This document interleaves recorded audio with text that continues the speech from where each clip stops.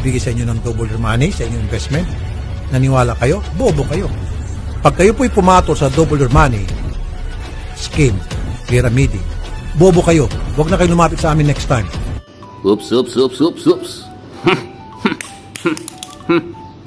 A Power Pro.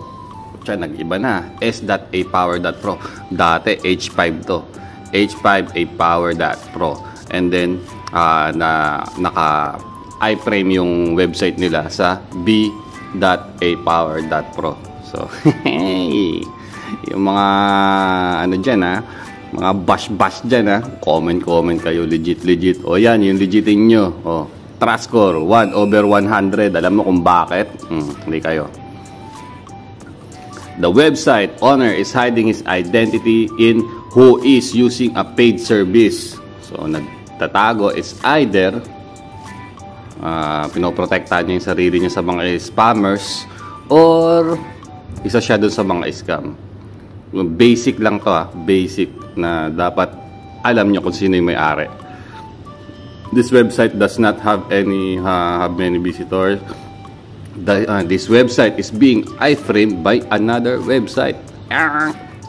Yan yung sinasabi ko. So yung website na nakikita nyo ngayon, nakasalamin lang yan. May nakatagong website pa yan na doon dumadaan. Kaya mga nakatago yan, Lodi. Kaya nagkakaroon ng tawag nito, withdrawal confirmation. So yan sinasabi ko sa inyo. Kung legit to, dapat once na nag-withdraw ka, automatic approve na kaagad yan. Diba? Parang sa Binance, anytime pwede kang mag-withdraw, pwede kang magtanggal ng funds mo. Pero dito, hindi. Kasi naka-iframe yung website, which is kailangan pa ng confirmation ng admin o yung owner ng website na nakatago na yon bago ma-approve yung withdrawal nyo. So ito, nagpupuno pa ng bagon to. Yung mga nagsasabi dyan, maraming branch. Nako po, mag-ingat po kayo mga Lodi. Unang-unang tanong ko sa inyo, yung mga nagpa-register ng DTI dyan, kilala nyo ba kung sino yung owner? May kontrata ba kayo? May pinirman ba kayong kontrata na notarized na nakalagay doon na pag nagkaroon ng problema itong app na to, anong mangyayari? Sino magbabayad ng pera ng mga na-invite nyo? Yun yung sinasabi ko sa inyo. So kayo yung mga nagko-comment dyan, peace be with you. Ayoko makipag-away sa inyo. Hindi ako nakikipag-away. At ayoko rin ng ganitong content at naasar ako. Dahil iba naman talaga yung content ko. At ako naasar lang ako dahil ang dami nang nabibiktima. Lalo dyan sa Pinas. Okay? So, several spammers and scammers use the same registrar. This website has only been registered recently. So, bago lang. This website is a sub-site. The main site has a lower score. Ayan ang sinasabi ko sa inyo. May main site siya. And then, yung nakikita nyo, dyan sa app na yan, na kuno, na ginagamit nyo, lang yan, sub-site. Kumbaga, yan yung nagko-cover dun sa pinaka-main site.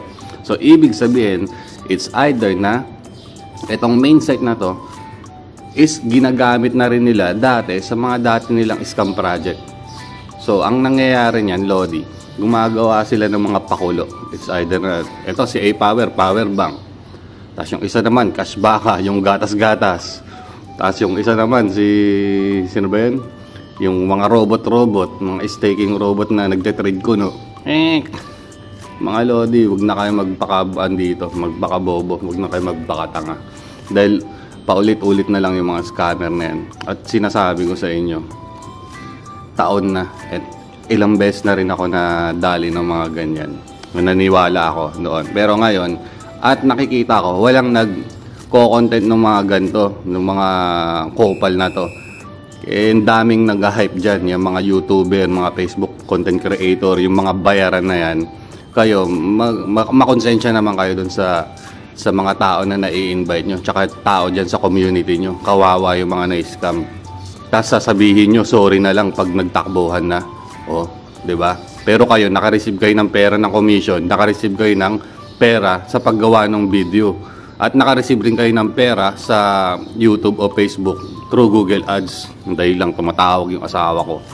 Pause ko muna. O yan, balik tayo. So, nasa na tayo. It's legit. A power bank is a legit investment platform that pays as much it says. Ilang beses na ako maka-withdraw dito. Okay, so yan, paulit-ulit na lang tayo kayo. Pinapakita kayo ng power bank. Alam mo kung bakit? Kasi hindi pa puno yung bagon nila eh. Kumbaga yung pot nila, hindi pa puno yan. So, ganyan ang system ng mga scammer, mga lodi. So, ito yan. Si owner, yung may-ari ng A-Power, mag-i-invite yan. Si A, B, C, D, E. At, sige, mag-invest kayo at makikita nyo. At itong si A, B, C, D, E, nag-invest. Tapos, pina-withdraw ngayon ni owner. O dito ang tuwatong sila gunggong, si ABCDE. Ang gagawin ni ABCDE, legit to. Eh, walang mga, walang experience sa mga gantong mga online. Walang, ayos na yan. Yan, stop. Okay, so itong si ABCDE, walang mga experience sa mga investment scam online, hindi sila aware. O kung aware man sila, baka kasabwat yan o kaya bayaran yan. Yun lang naman yun. So, eto, gagawa sila ng screen record, screenshot na naka-withdraw sila, as gagawa na sila ng community nila. Tapos itong si owner, bibigyan ngayon sila ng na referral commission. O ito, pag nakapag-invite kayo, may 10% commission kayo, 20% commission kada mag-deposit. So, ganun na. So, itong si A, gagawa siya ng community niya. So, gagawa siya ng ABCD niya hanggang Z niya. At ganun din ang gagawin niya. Magpapa-withdraw. Papa-withdraw sila ng magpapa-withdraw. So, ganun lang. So, baka ikaw Ching Changso kang pangalan di kong mabasa. Ayan, nasa bracket ka na nung first wave. Okay? Because this is not scam, I withdraw a lot of times. Okay, good luck sa'yo. Ayan siya. Okay? So, ayun yung sinasabi ko mga lodi. Pero, lahat ng dumadaan dito sa scam advisor, kahit sabihin nilang auto-generated to, walang pumalya dito. Lahat ng dumaan dito ng mababa trust score, wala. Ang ending yan, lugmok, bye-bye. Kaya kung ako sa inyo, nako po, ewan ko na lang. Yan. So ito, balik tayo doon. So itong si ABCDE, napa-withdraw at gumawa silang community at nag-invite sila ng nag-invite. Ganon din ang mangyayari. So, papa-withdrawin nila yung community nila. Tapos si community nila, gagawa rin ng sariling community hanggang lumawak na ng lumawak. Etong si owner, tuwan-tuwa. Marami na ako naloko. Tapos yan, syempre, maglalabas muna ng pera yan. Pang reward commission ko, no. Pero yung suma total niyan, pag napuno na yung pot niyan, bye-bye na. So, ano ba nangyari sa Bitbank? The same. Ano nangyari dun sa, Coin? The same. Anong nangyari doon kay sino ba to? Hero Mining na nagsasabi mga legit. O asang kayo ngayon? The same. Kaya wag na kayo magbakatanga. Wag na kayo magbakabobo. Walang easy money mga lodi. Okay. So as much as possible, ayoko nang gumawa ng ganitong content. Pero naaasar talaga ako. Lalo dyan sa mga tanginang hindi kumakayod yung mga paupo-upo lang para manloko ng tao. Yan. At inuulit ko, ang daming nagme-message sa akin. Wala akong matutulong sa inyo mga idol.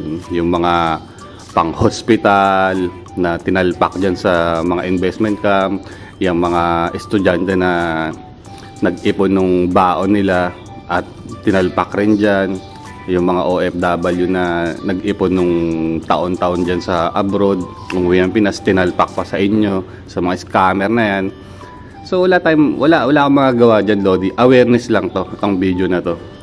At sinasabi ko na sa inyo, same tactic lang yan. Sa susunod, iibahin na naman nila yung app nila na naka-iframe ulit.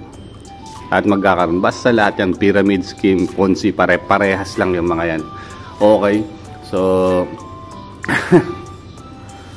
okay, so yun lang, wala na akong ibang masasabi. And good luck na lang sa inyo. Sa mga member dyan, withdraw na lang kayo ng withdraw, TP, at wag na kayo mag-reinvest.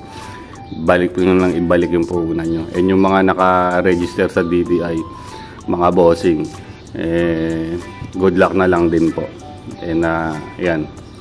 Sige po, ciao, good day, and God bless to all.